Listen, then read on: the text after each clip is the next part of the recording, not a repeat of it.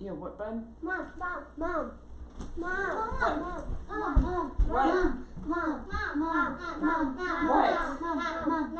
What? Melissa, have you seen my keys? What do you think? Mom. What? Benjamin, what do you need? What? I can't find my wallet. 5 minutes, you guys. I had asked for 5 minutes. Do you have any idea where it is? No, hon, I'm sorry.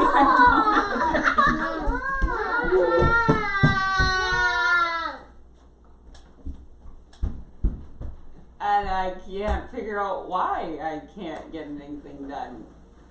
Writing messages has been different, to say the least. I need to go to Menards. Do you want to come with? No.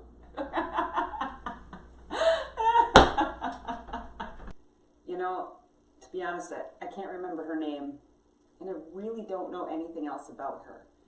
But this woman will always be a superhero in my world. She was the labor and delivery nurse when I was delivering Aurora, our first child. And I didn't realize till long after Aurora was born, that this nurse actually stayed 2 hours past the end of her shift because she cared so much about a first-time mom having a good experience and a healthy baby. There are so many unsung heroes that we know about who affect us in our daily lives, right? Many of them come in the form of mothers. Sometimes they come in the form of stepmothers or extended mothers, spiritual mothers, second moms. And every mom knows it takes a village, right? It takes a village to raise our kids, and it's the people around us who come and they may do ordinary things, but they mean a lot to us. We started a new sermon series here at Crossroads Church called Living in the Moment. And last week, Pastor Gordon talked about, hey, we didn't sign up for this, but we're in this together anyway. And this week, we are talking about ordinary superheroes. You know what I'm talking about. Those things that people do that maybe nobody else notices, right? But they have an impact in our lives. They impact and they touch us. It's the things that maybe go unseen by everybody else. And how many countless things do mothers do that impact their families and impact their communities that maybe nobody else knows about? Unsung, ordinary superheroes. Today we're going to be looking at kind of a peculiar text. So bear with me as we take a look at Judges, the beginning part of chapter 13. Now you may have heard of, in Judges, there's this guy named Samson, right? But have you heard of Manoah or the word Zora? I hadn't either until I took a closer look at this story. Manoah was actually Samson's father, and Zora was the town that Samson, or the area that Samson was from. Judges chapter 13, verses 1 through 6 say this. Again, the Israelites did evil in the Lord's sight. This was a common occurrence in the book of Judges. And the Lord handed them over to the Philistines, who oppressed them for 40 years. But in those days, a man named Manoah from the tribe of Dan lived in the town of Zorah. His wife was unable to become pregnant, and they had no children. The angel of the Lord appeared to Manoah's wife and said, even though you have been unable to have children, you will soon become pregnant and give birth to a son. So, here's your instructions. Be careful. You must not drink wine or any other alcoholic beverage, and you're forbidden to any other forbidden fruit. And you will become pregnant and give birth to this son, and he's never to cut his hair.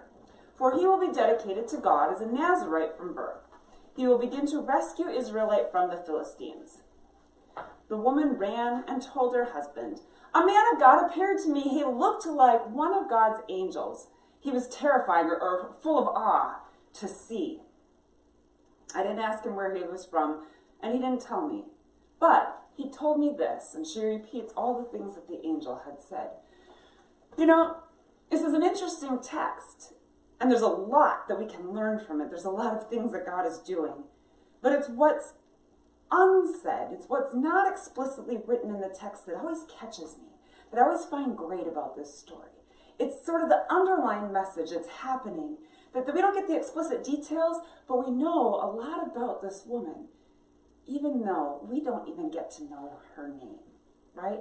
We hear about Samson, we hear about the father, we even get to hear about the town she's from, but her name isn't mentioned.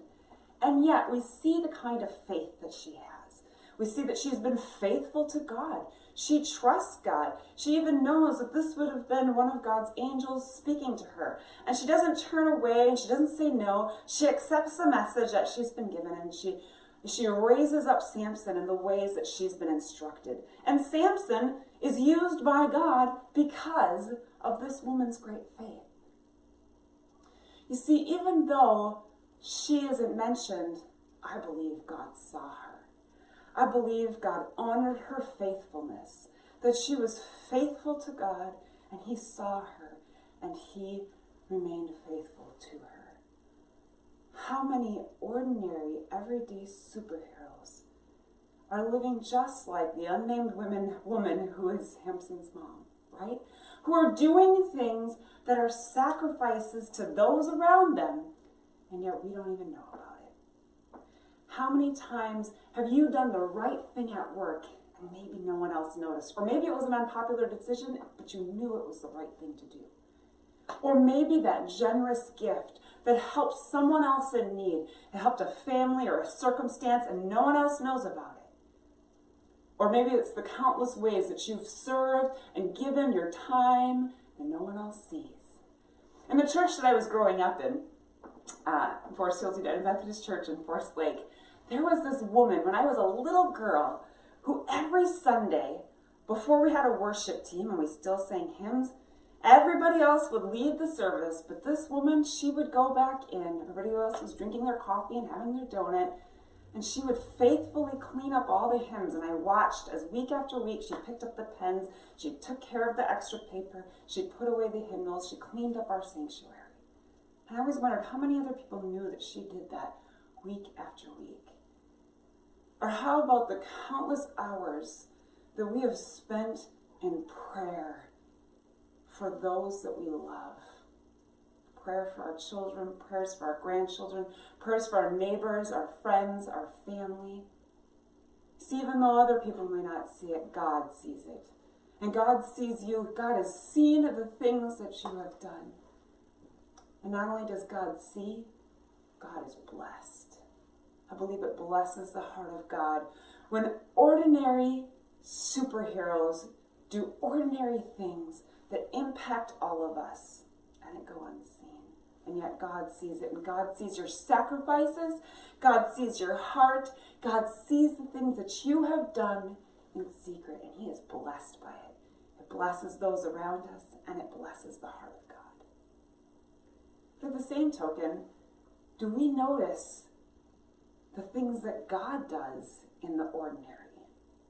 Do we notice our superhero God in the ordinary moments? Do we see our superhero in the ordinary? I mean, oftentimes I think that we focus on the really big stories, the really big things, right? And those are important and those are good, and God shows up in big ways. God does the miracles. God moves mountains. God works in mysterious ways. But do we also notice God in the ordinary? Do we notice the things that he does day by day? You know, we always kind of want to look to the big person who's got the great social media. Even in the Christian realm, it's the person who's got the biggest song or the biggest name or the biggest this or the biggest that. But what if God is really pleased with the ordinary people who are giving their hearts in ordinary ways but affect and impact us all? You know, sometimes it's the subtle ways that day by day God's transforming us. Subtle ways that he is taking families and he is taking lives and he is transforming them moment by moment, day by day.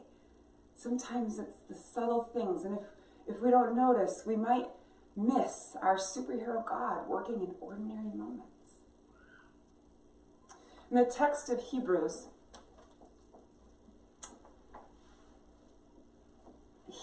chapter 11.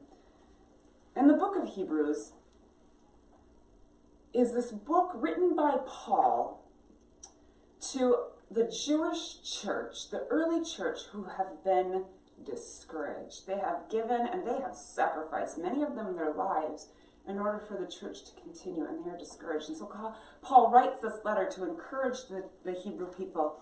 And in chapter 11 is this famous sort of the heroes of faith chapter. And it's wonderful how God takes these ordinary people through all of Scripture and all of the Bible, and he does superhero things through their lives. But I want to point out the very beginning and the very end of this chapter, because I think there's some really beautiful things we can almost miss. So the chapter begins out like this. Faith shows the reality of what we hope for. It is the evidence of the things we cannot see. Through their faith, the people in days of old earned a good reputation. By faith, we understand that the entire universe was formed at God's command. That what we now see did not come from anything that can be seen. And it goes on to describe all these different people who had a hand in the faith and the story of God. And he comes to chapter 11, verse 35, and he says, "But others were tortured, refusing to turn from God in order to be set free. They placed their hope in a better life after the resurrection." And it goes on to describe how many of these people, whose names we don't know, who remain unrecognized, but they were ordinary superheroes who sacrificed their lives for the cause of Christ.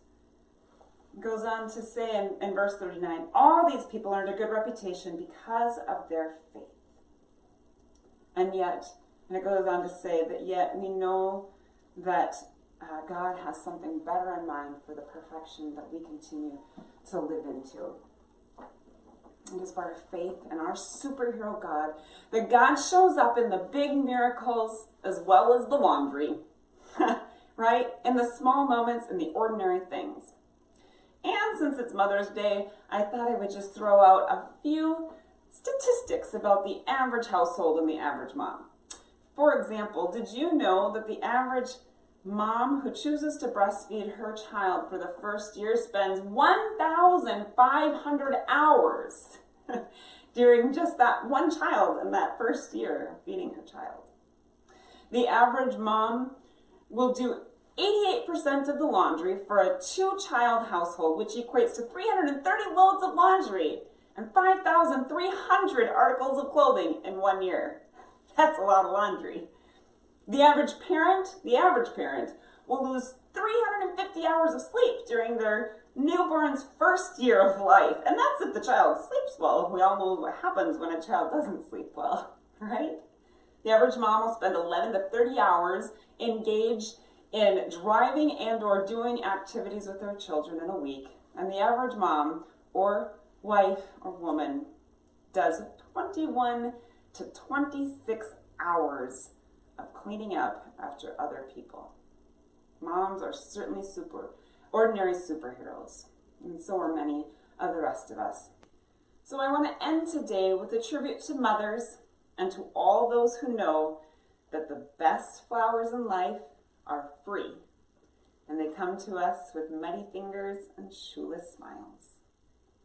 And the God who doesn't see weeds, but instead is creating brilliant flowers in us. In a field of yellow flowers underneath the sun, bluest eyes that spark with lightning, boy with shoes undone.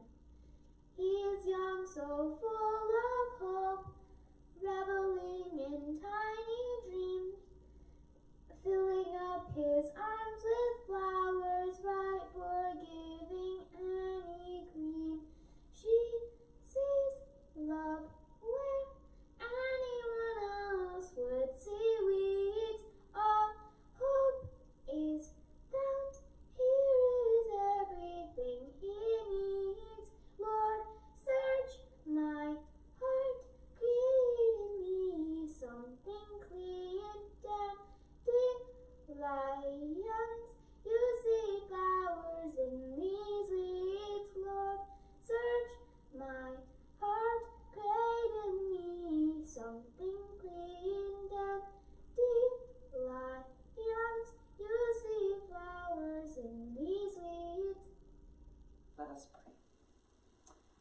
Gracious and loving God, we praise you and we thank you.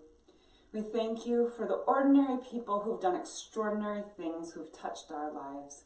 God, we ask that you would bless them, and we ask that you will bless mothers today in the ways that they sacrificially give and give throughout their whole lives.